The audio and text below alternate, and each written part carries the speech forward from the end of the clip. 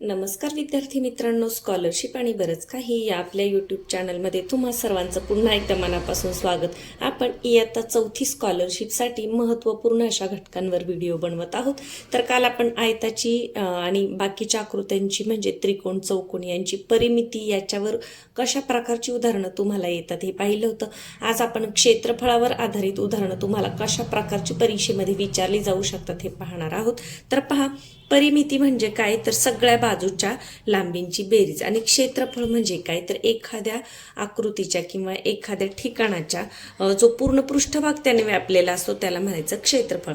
आता उदाहरण म्हणून मी इथं काढून दाखवते. पहा, समजा आपण हा जर त्रिकोण पकडला तर आपण परिमिती कशाला म्हणतो, याच्या तीनही बाजूंची जी लांबी असते त्यांच्या बेरजेला परिमिती म्हणतो. पण क्षेत्रफळ म्हणजे काय, याने जी संपूर्ण जागा व्यापलेली आहे या त्रिकोणाने याला काय म्हणायचं, क्षेत्रफळ म्हणायचं. मग इथे त्रिकोण असेल, आयत असेल, चौरस असेल. आता पहा, आयताचे क्षेत्रफळ परिमिती कशाला म्हणणार आपण, या ज्या बाहेरच्या बाजू आहेत त्यांच्या लांबींची बेरीज म्हणजे परिमिती, आणि क्षेत्रफळ म्हणजे ही जी मधली जागा आहे संपूर्ण आकृतीने व्यापलेली हिला म्हणायचं क्षेत्रफळ.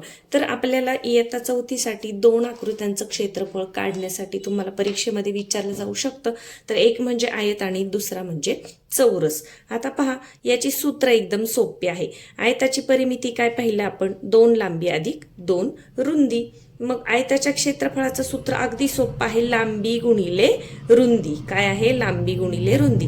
आणि चौरसाच्या क्षेत्रफळाचं सूत्र काय आहे, बाजू गुणिले बाजू. आता बाजू गुणिले बाजू म्हणजेच त्याचा अर्थ काय होतो, बाजू वर्ग. जर तुमच्या 15 किंवा 20 पर्यंत वर्गसंख्या पाठ असतील तर चौरसाच्या क्षेत्रफळावर कोणतंही उदाहरण आलं तरी तुम्ही ते कच्चं काम न करता अगदी तोंडी सुद्धा सोडवू शकता. तर 2च सूत्र तुम्हाला लक्षात ठेवायची, आयताचे क्षेत्रफळ बरोबर लांबी गुणिले रुंदी आणि चौरसाचे क्षेत्रफळ बरोबर बाजू गुणिले बाजू म्हणजेच बाजूचा वर्ग. आता याच्यावर उदाहरणं कशा प्रकारची येतात पहा. एका चौरसाची परिमिती 80 सेंटीमीटर आहे तर त्याचे क्षेत्रफळ किती. आता आपल्याला परिमिती दिलेली 80 सेंटीमीटर. परिमिती म्हणजे काय की चारही बाजूंची जी लांबी आहे त्यांची बेरीज. मग हे 80 आहे म्हणजे हे किती असणार आहे पहा, 20 असणार आहे. 20 20 20 आणि 20 20 चोक 80. मग जेव्हा आपल्याला परिमिती दिली आहे तर सुरुवातीला आपल्याला काय काढावं लागेल, बाजू काढून घ्यायला लागेल, कारण चौरसाच्या क्षेत्रफळाचे सूत्र आहे बाजूचा वर्ग. मग बाजू काढण्यासाठी आता तुम्हाला आकृती काढत बसायची गरज नाही, तुम्हाला समजण्यासाठी मी आकृती काढलेली आहे. तर पहा, 80 भागिले 4 करणार. 4 का केलं, कारण चौरसाला किती बाजू आहेत, 4 बाजू आहेत, म्हणून 20 चोक 80. मग चौरसाची बाजू किती आली, 20 सेंटीमीटर. मग चौरसाच्या क्षेत्रफळाचं सूत्र काय आहे, बाजू गुणिले बाजू किंवा बाजू वर्ग. मग 20 गुणिले 20 केलं तरी 400च होणार आहे, आणि 20चा वर्ग सुद्धा किती आहे, 400च आहे. म्हणजे तुमचं उत्तर काय आहे, 400 चौरस सेंटीमीटर. चौसेमीमध्ये क्षेत्रफळाचं जे एकक आहे ते चौसेमी असं देतात, चौरस मीटर किंवा चौरस सेंटीमीटर. तर जेही एकक दिलं असेल ते तुम्हाला तिथे लिहायचं आहे. तर आलं लक्षात. इथे आपल्याला परिमिती दिलेली आहे, परिमितीवरून आपण बाजू काढून घेतली, भागिले 4 केलं, बाजू आली 20. मग 20चा वर्ग काय, 400. आणि ज्यांच्या एकक स्थानी 0 आहे त्यांचा वर्ग करणं फार सोपं आहे. वर्ग करायचं आहे ना, मग 1 0 आहे तर 2 0 लिहा आणि 2चा वर्ग लिहा. 2चा वर्ग आहे 4.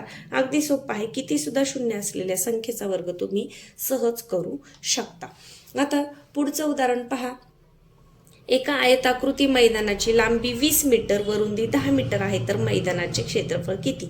आयताकृती मैदान आहे, मग आयताच्या क्षेत्रफळाचं सूत्र काय आहे, लांबी गुणिले रुंदी. इथं प्रत्येक वेळेस सूत्र लिहित बसायची गरज नाही. मग लांबी गुणिले रुंदी, लांबी 20 मीटर गुणिले रुंदी 10.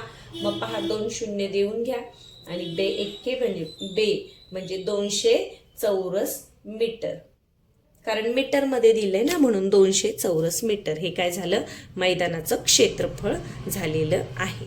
यानंतर पुढचं उदाहरण पहा.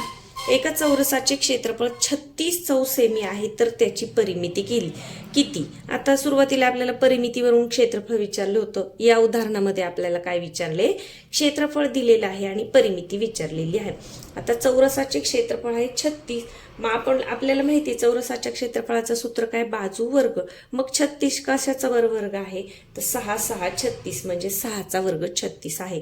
तर चौरसाची बाजू किती आलेली आहे, 6 आलेली आहे. मग चौरसाची परिमिती किती, 4 गुणिले बाजू. मग 6 गुणिले 4 6 चोक 24 सेंटीमीटर. पहा, क्षेत्रफळ दिलं होतं आपल्याला 36, त्याच्यावरून आपण बाजू काढली. 36 कोणाचा वर्ग आहे, 6चा वर्ग आहे. आणि मग परिमिती काढायची म्हणून चौरसाला किती बाजू, 4 बाजू. मग चौरसाचं परिमितीचं सूत्र काय आहे, 4 गुणिले बाजू. मग 6 गुणिले 4 केलं 6 चोक 24. कच्चं काम न करता अशा उदाहरणांमध्ये तोंडी सुद्धा तुम्ही पटकन करू शकता. पुढचं उदाहरण पाहूया. 60 चौरस मीटर क्षेत्रफळ असलेल्या एका आयताकृती सभागृहाची लांबी 12 मीटर आहे, तर रुंदी किती. आता पहा, आयताकृती इथे आयत दिलेला आहे.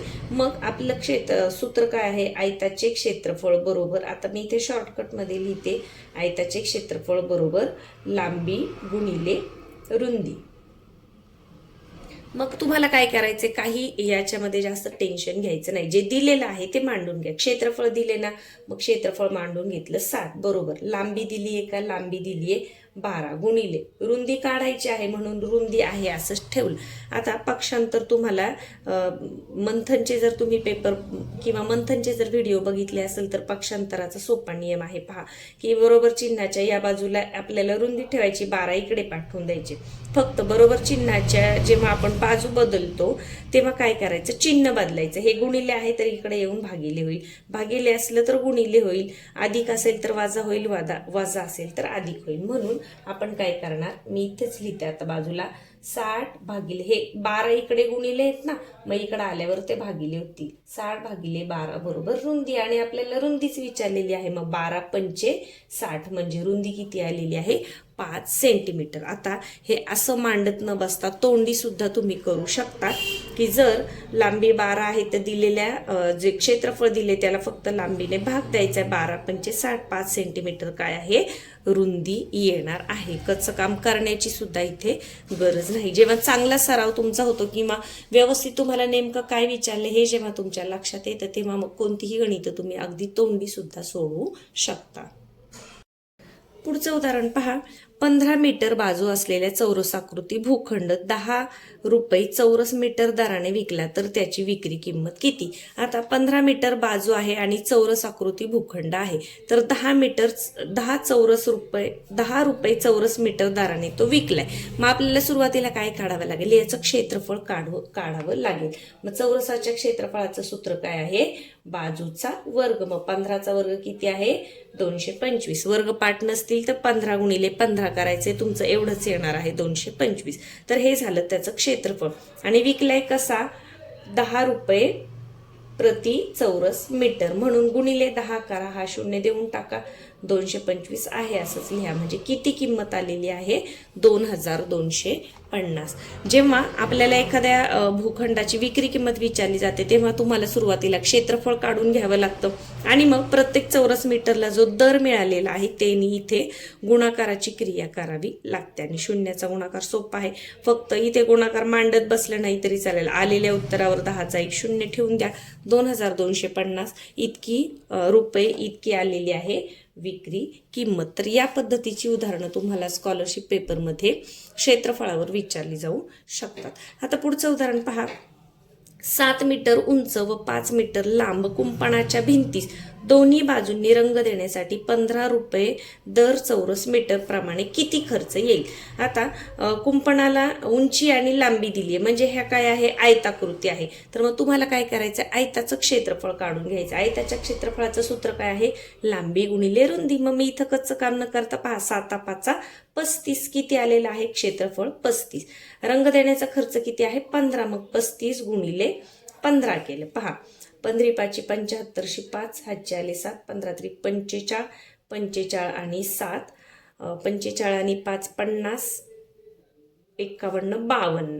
पहा 525 आणि तुमचं पहिलाच पर्याय आहे 525. पण हे तुमचं उत्तर आहे का? तर अजिबात नाही. प्रश्नामध्ये काय विचारले नीट हे नीट पहा. तुम्हाला काय सांगितले की दोन्ही बाजूंनी रंग द्यायचा आहे. भिंत आहे, आयताकृती आहे, आपण क्षेत्रफळ काढले, 15 रुपयाप्रमाणे खर्च सुद्धा काढलाय, तो आलाय 525. पण हा एकाच बाजूचा हा खर्च आहे. तुम्हाला दोन्ही बाजूंनी रंग द्यायचा आहे. म्हणजे या 525ला तुम्हाला काय करायचंय?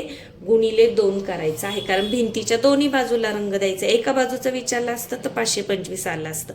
दोन्ही बाजूंना विचारले त्याच्यामुळे गुणिले 2 करायचे आणि मग तुमचं उत्तर किती येणार आहे?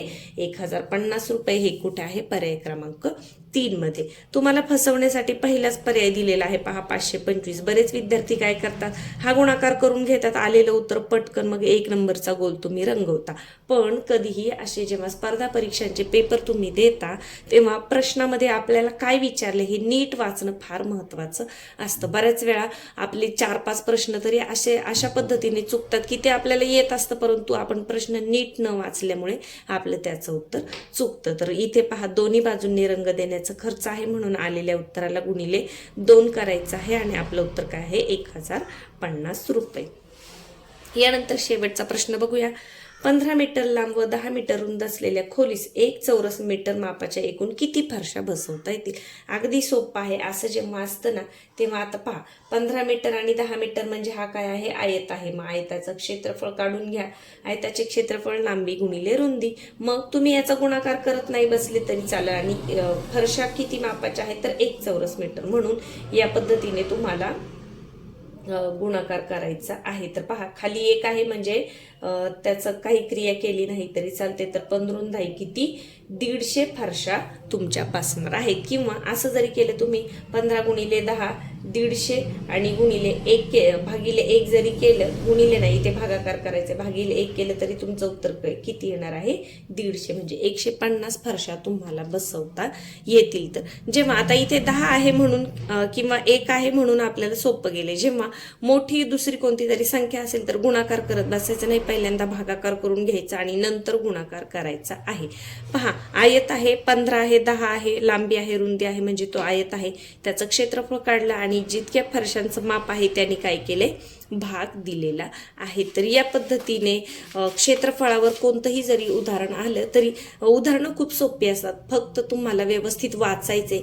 कधी कधी काय केलेलं असतं, तुम्हाला क्षेत्रफळ दिलेलं असतं, परिमिती विचारलेली असते, कधी कधी परिमिती दिलेली असते, त्याच्यावरून क्षेत्रफळ काढायचं असतं. मग सुरुवातीला तुम्हाला काय काढून घ्यावं लागतं? तर बाजू काढून घ्यावी लागते. आणि सूत्राचा व्यवस्थित वापर केला तर कच्चं काम न करता तोंडी सुद्धा अनेक उदाहरणं तुम्ही पटकन सोडवू शकता. चला तर मग पुढच्या व्हिडिओमध्ये आपण दुसरा एखादा महत्त्वाचा घटक, त्याचं बेसिक आणि त्याच्यावर परीक्षेत कशा प्रकारची उदाहरणं येऊ शकतात हे पाहणार आहोत. तर व्हिडिओ आवडला असेल तर व्हिडिओला लाईक करायला कुणीही विसरू नका. चॅनलवर नवीन असाल तर चॅनलला सबस्क्राईब करा, तुमच्या मित्रमैत्रिणींना शेअर करा. आपल्या चॅनलवर तुम्हाला मंथन, स्कॉलरशिप तसेच तुमच्या शालेय ज्या परीक्षा असतील त्यासाठीचे उपयुक्त असे व्हिडिओ पाहायला मिळतील. धन्यवाद.